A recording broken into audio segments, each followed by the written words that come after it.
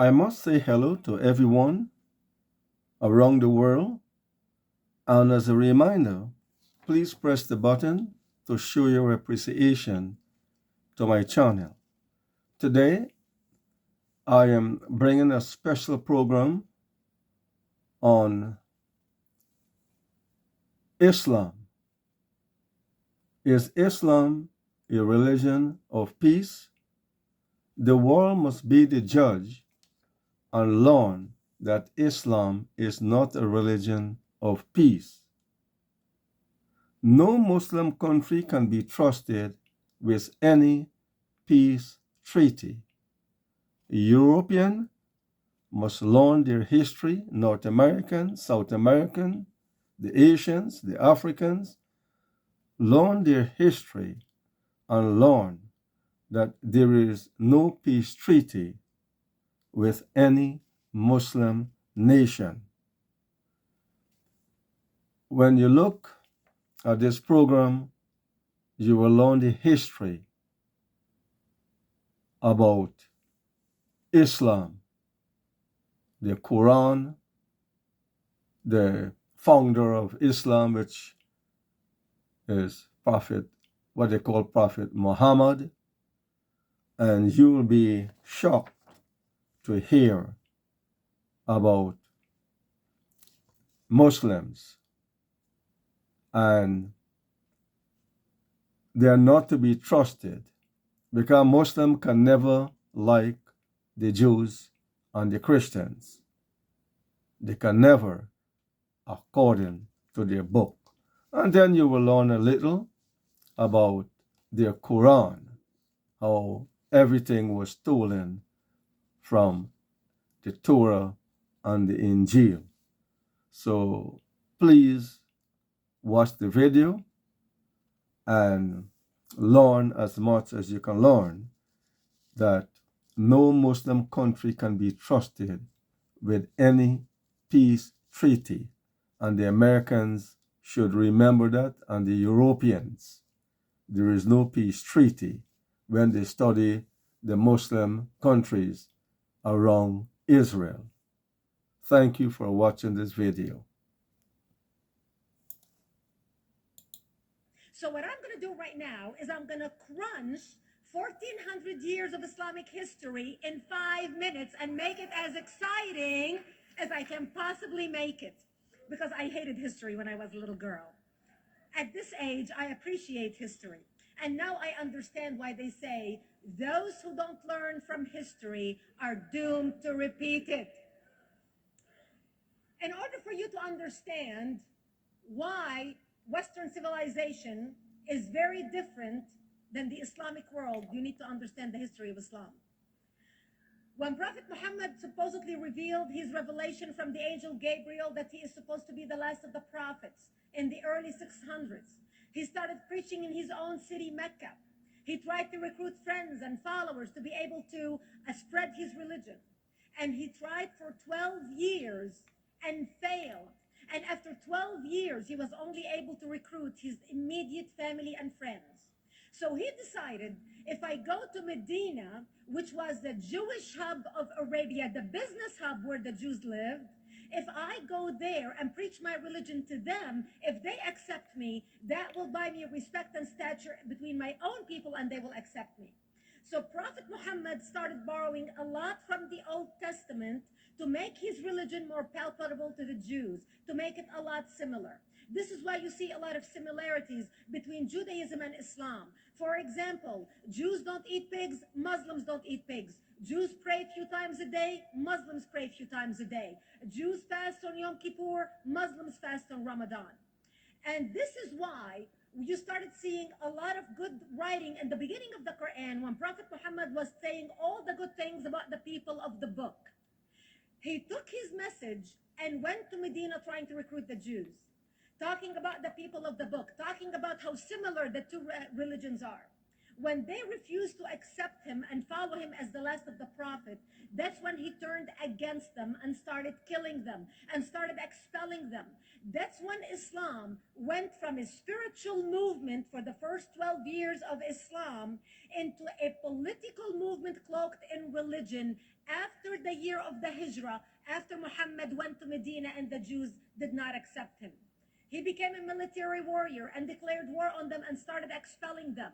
Jews and Christians became dhimmi, or second-class citizens. They were only allowed to stay alive and not be killed only by paying the jizya or the protection tax. So they had a choice: convert to Islam, or if you want to stay alive, you have to pay the jizya or protection tax, living as dhimmi in the Islamic nation.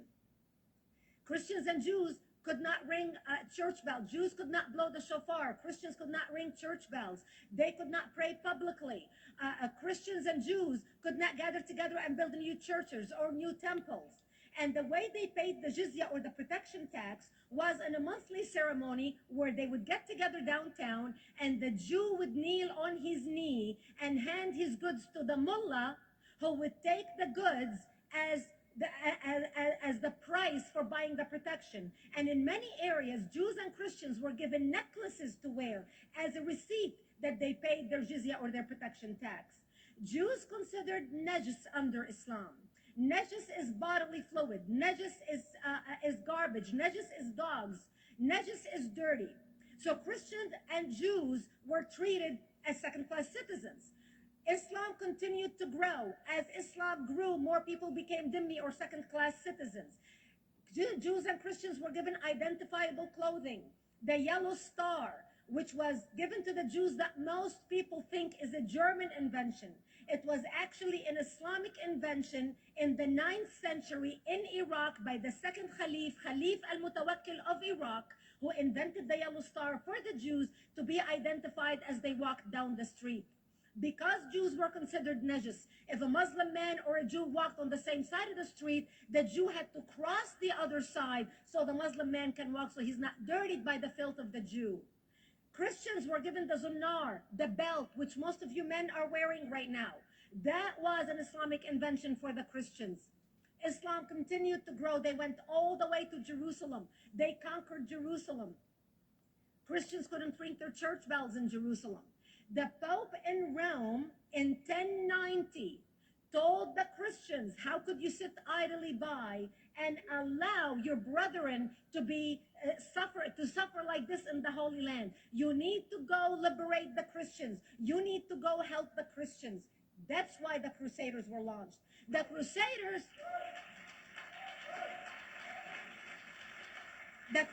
were not launched because they just felt like waking up in the morning and going and converting a bunch of Muslims or beheading them. The Crusaders were launched to liberate Jerusalem. And they were able to liberate Jerusalem for less than 100 years before Salah ad-Din al-Ayyubi, Saladin, took it back, and Jerusalem remained under Islamic control until 1967, when the State of Israel liberated Jerusalem, where Christians, Jews, and Muslims could pray under the same sky.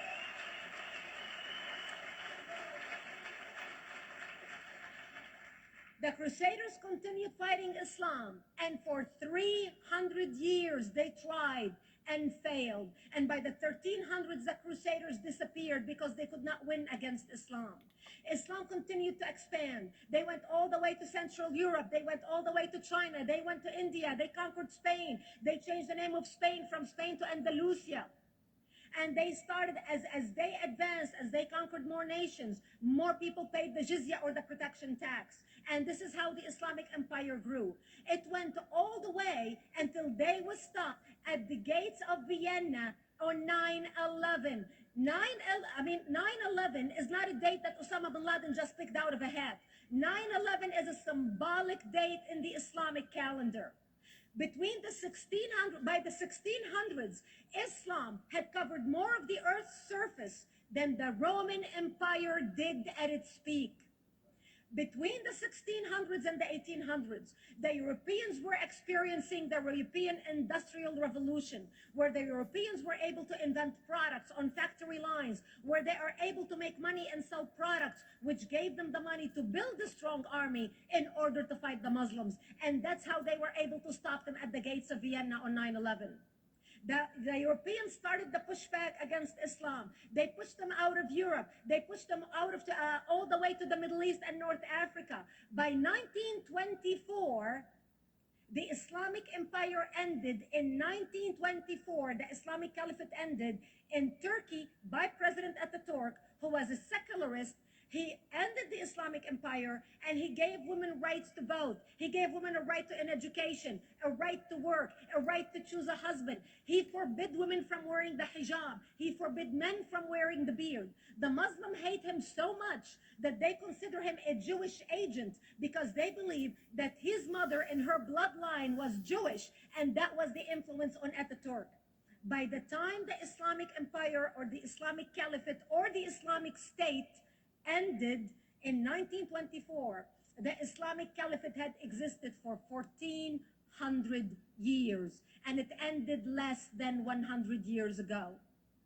By the time the Islamic Caliphate ended in 1924, 270 million people around the world were killed by Islam. 270 million. And we didn't have weapons of mass destruction, and there was nuclear weapons. All of these people were killed, butchered by the sword.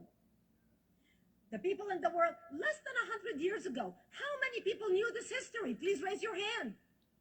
We in America have failed to educate our children about history. We in America failed to educate our population about history. Our children in high school, you take any 17, 16-year-old kid, 18-year-old kid, and ask them about World War II. They can't even tell you what happened in World War II. For them, it's ancient history, and we still have our World War II veteran walking among us. That's how little we know of history. Islam ended in 1924, the Caliphate. People thought the Caliphate will never be resurrected. The Caliphate will never come back. But two things happened in the Middle East in the last century that made the Islamists be able to resurrect the Caliphate.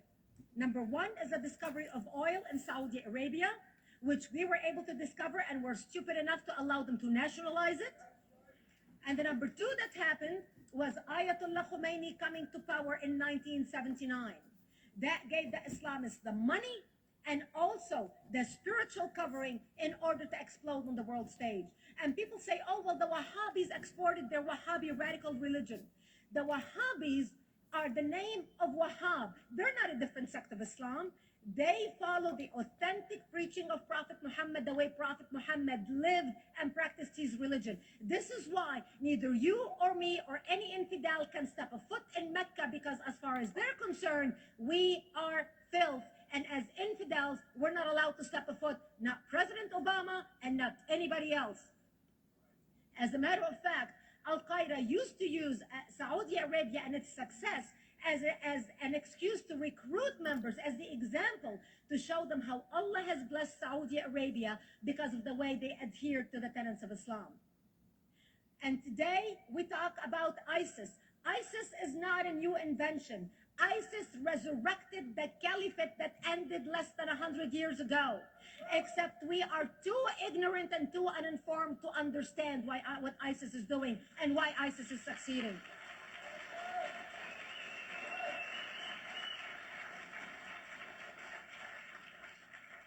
Two things you need to understand about Islam and the principles of war in Islam. One is the law of taqiyya, which means lying and deception. It means that a Muslim man can lay his hand on the Quran and swear that he is telling the truth, knowing that he is lying, but also knowing that the Quran will forgive him because he is advancing the cause of Islam. The second thing you need to know about is that the Treaty of Al-Hudaybiyah, which is an Islamic principle of war and a model on how to deceive your enemy when you have to sign peace treaties with your enemy. And it is based on an example by Prophet Muhammad. Prophet Muhammad was attacking the Meccans and their caravans when he was living in Medina. One day he attacked them because this is how he got the goodies. He would attack them, rob them, and spread the goodies among his men. And this is how he was able to recruit, because this is how people made money without working. And so he attacked the Meccan caravans. When he realized he's not able to defeat the Meccans in that city of Al-Hudaybiyah, in that place, he signed a 10-year treaty with them. Does that sound familiar? A 10-year treaty with them that says he will not attack them, he will have peace with them, he will not declare war on them.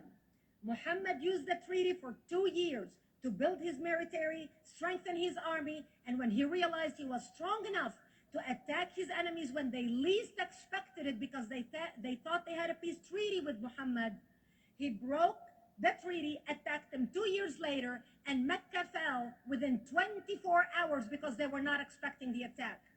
And that became a principle of war in Islam. And to give you an example of how that is practiced, this is why anything signed with Iran means nothing to them. And to give you an example of how this law has been put to use in recent history, Yasser Arafat, who's not an Islamist, but he is a Muslim, met with the Israelis and signed the Oslo Accord in 1993. Remember all the handshaking at the lawn of the White House?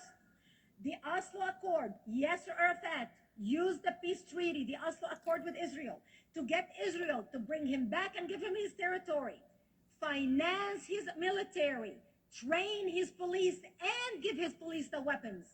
Yasser Arafat broke the Oslo Accord 8 years later, didn't even wait 10 years, and declared the second intifada in 2000, and all hell broke loose. He used the same treaty to win and deceive against his enemies and deceive his enemies.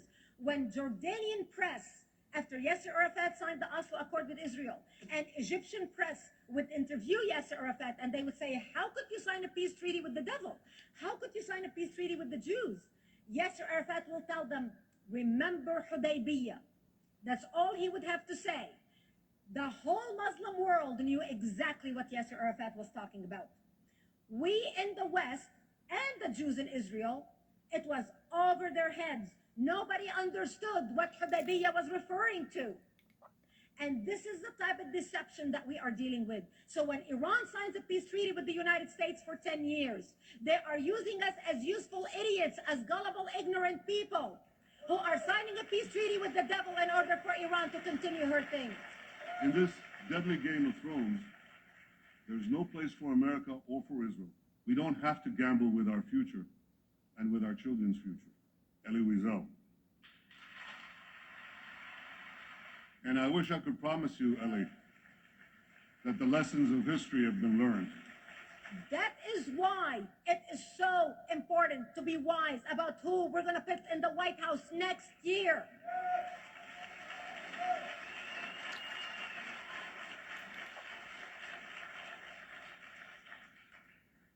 This is why it is very important that whoever we're going to elect next year to office, that the next president be well informed about the history of radical Islam, understand our enemy, understand what ISIS is all about, understand what their end goal is. And this is exactly, people are wondering, how come ISIS is having such success recruiting people from all over the world? They exploded all over the world.